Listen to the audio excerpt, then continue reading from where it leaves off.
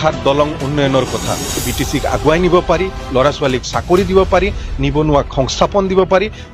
মহিলাসকলক সবলীকৰণ কৰিব পাৰি তাৰ হৈ আমি কাম কৰিম বিশেষকৈ আদিবাসী আৰু সান্থালী একেলগে মিলি যি 6 জনজাতিকৰণ আৰু বিটিসিত কোচ ৰাজবংশী আৰু আদিবাসীসকলক জনজাতিকৰণৰ বিষয় আছিল ইয়াতে আমি এই বিষয়টো উত্থাপন কৰিছো কিদৰে বিগত যি বিপিএফ দলৰ চৰকাৰ আছিল হাগ্ৰামাম মহিলাৰী ডাঙৰীয়াই আদিবাসী আৰু কোচ ৰাজবংশীসকলক জনজাতিকৰণ কৰিব লাগে বুলি এনওসি কেন্দ্ৰীয় চৰকাৰ আৰু ৰাজ্য চৰকাৰক প্ৰদান কৰিছিল আৰু দল হিচাপে আমাৰ পিএমবি আৰু সিডব্লিউচিত এটো সমৰ্থন আগবঢ়োৱা হৈছে যে কোচ ৰাজবংশী আৰু আদিবাসীসকলক ইনক্লুডিং সান্থালীসকলক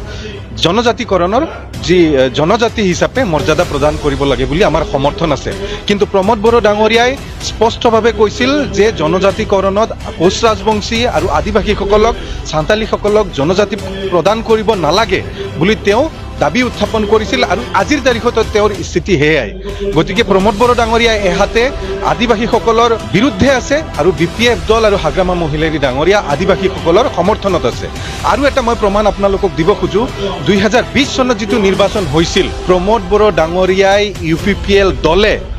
যি 40টা সমষ্টি আছে এই 40টা সমষ্টিৰ পৰা এজনো আদিবাসী প্ৰাৰ্থীক ক্যান্ডিডেট হিচাপে দিয়া নাছিল 2020 চনত যি দুটা সমষ্টি অতি ইম্পৰ্টেন্ট সমষ্টি আদিবাসীসকলৰ বাবে ননৈ চেৰফাং আৰু পাঁচনৈ চেৰফাং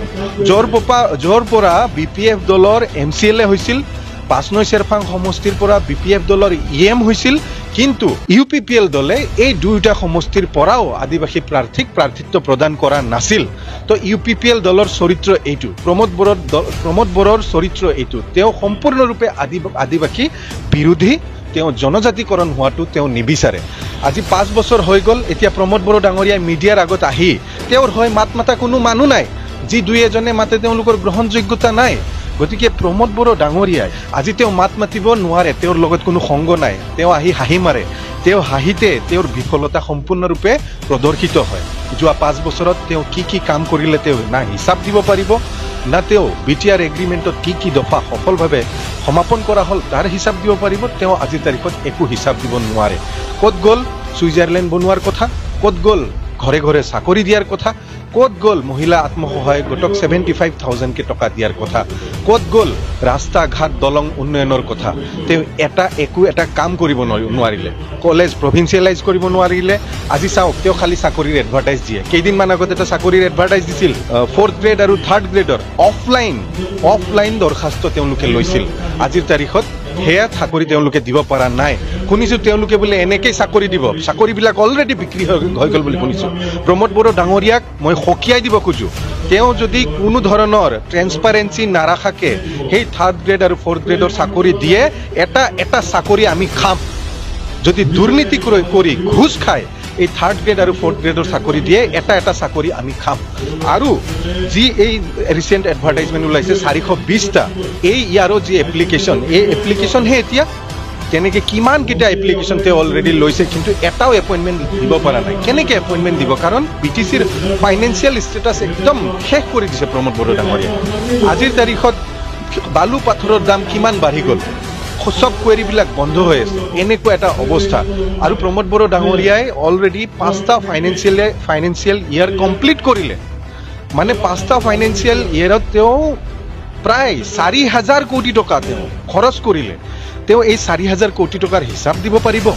কি কাম কৰিলে 4,000 কোটি টকা তেওঁৰ পকেটত কিমান টকা সোমাল ইয়াৰ হিচাপ দিব লাগিব তেওঁ সব হিচাপ দিব লাগিব পাত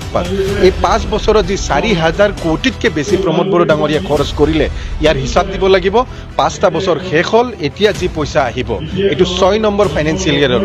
টকা 6 নম্বৰ ফাইনান্সিয়াল ইয়াৰৰ বাজেট এই বাজেটত প্ৰমোদ বড়ো ডাঙৰীয়াই গণতান্ত্ৰিক পদ্ধতি মতে হাত দিব নোৱাৰে এই পইচা তেওঁ কাকো কাম দিব নোৱাৰে তেওঁ এটা ফাইল সাইন কৰিব নোৱাৰে এই আৰু 6 দিন আছে 6 দিনৰ ভিতৰত মাৰ্চ এন্ডিং হ'ব মাৰ্চ এন্ডিংৰ আগে তেওঁ যাক যিমান টকা দিব লগা আছে দিয়ক যিমান ঠিকাদাৰক যিমান টকা দিব লগা আছে দিয়ক তাৰ পিছত কিন্তু তেওঁ কাকো 1 টকা দিব নোৱাৰে কোনো এটা কাম কৰিব নোৱাৰে কোনো এটা ঘোষণা কৰিব নোৱাৰে আগন্তুক যি 25-26ৰ যিটো বাজেট আহিব এই বাজেটৰ যি যাৰ হাতত ক্ষমতা থাকিব হেতু হল পৰৱৰ্তী চৰকাৰ আৰু পৰৱৰ্তী চৰকাৰ BPF দলৰ হ'ব আৰু আমি কিদৰে আগৰ দৰে কাম কাজ কৰি BTCক আগুৱাই নিব পাৰি ল'ৰা ছোৱালীক চাকৰি দিব পাৰি নিবনুৱাক সংস্থাপন দিব পাৰি মহিলাসকলক সবলীকৰণ কৰিব পাৰি তাৰ হৈ আমি কাম কৰিম